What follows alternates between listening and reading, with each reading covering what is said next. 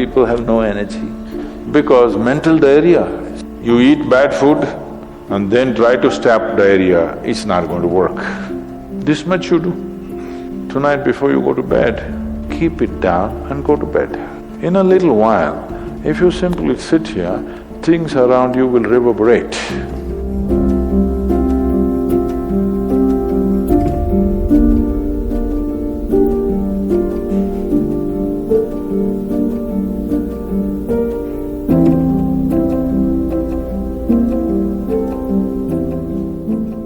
Is it possible to do it without using specific mudras, whatever? Yes. These are all small help, little assistance. You don't see a Shiva or a Krishna holding mudra and sitting like this, simply intense. Nor will you ever see me sitting like this. No, you will not see me practicing Shambhavi or this or that. If I just close my eyes for 20 seconds, I'm done. I'm ready for the day. So, this is all good help. But is it the only way to do it? No. You can simply sit. If you learn to simply sit, you'll become tremendously intense. Right now, your energy is simply expended by doing unnecessary, endless activity. When you have so much mental diarrhea, how can you have energy? Suppose you have diarrhea, do you see how weak you feel? Yes or no? Right now this mental diarrhea, that's why people have no energy. They want to just eat and sleep all the time because mental diarrhea is very exhausting. If you have physical diarrhea, you know how exhausting it is. Yes? This is also equally exhausting. People are sleeping 8 hours, 10 hours a day, not because they're working so much or their body is in such a bad state, it's just mental diarrhea. If you stop the mental diarrhea, there's enough energy to make this very, very intense. Now how do I stop mental diarrhea? If you have diarrhea, physical diarrhea, what is the first thing to do? Huh? What?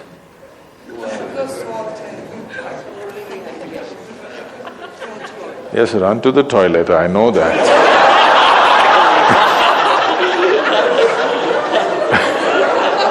I am saying as a corrective measure, what's the first thing you do?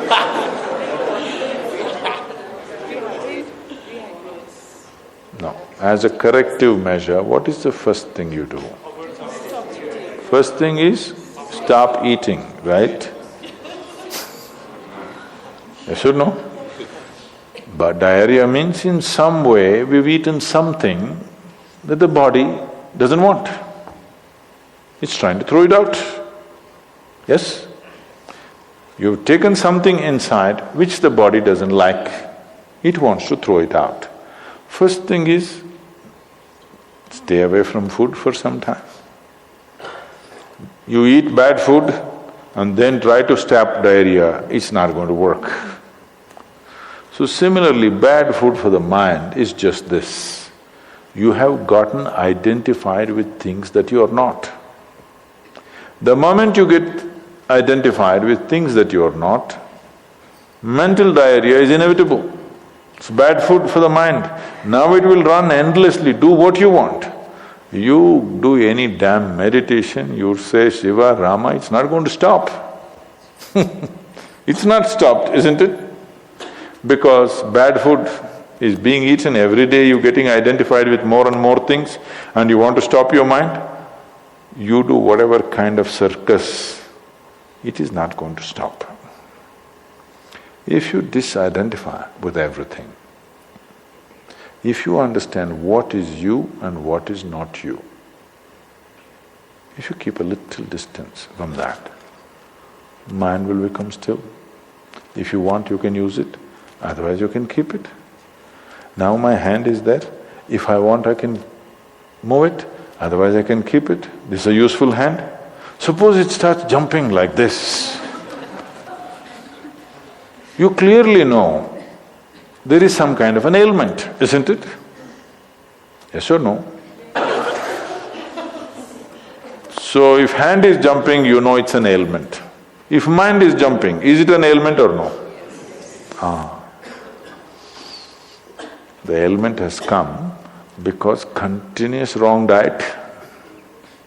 You tell your mind that I am this, I am this, I am that, I am that. It's having diarrhea. You stop giving it wrong food. If you clearly see what… even if you do not know what is me, at least you know what is not me, isn't it? This much you do. Tonight before you go to bed, sit on your bed and sit down and discount everything that is not you. This house in which you're living, is this me? No. This loving parent or mother, father, wife or husband or child, they're wonderful, but is this me? No. Now these nice clothes I'm wearing, is this me? No. Now my body, I like it, but is this me? No. Now I'm having so many thoughts, is this me?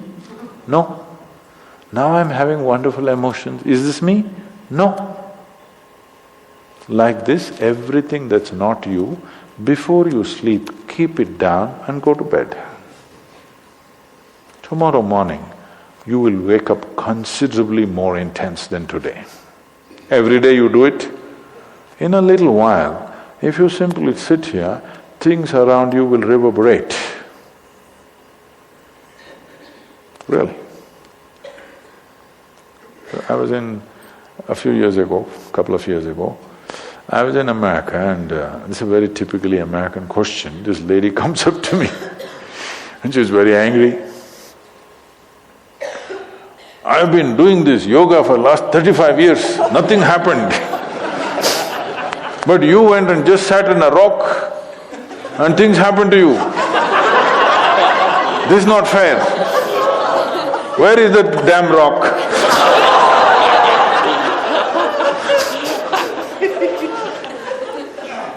She thinks it's the rock which did it.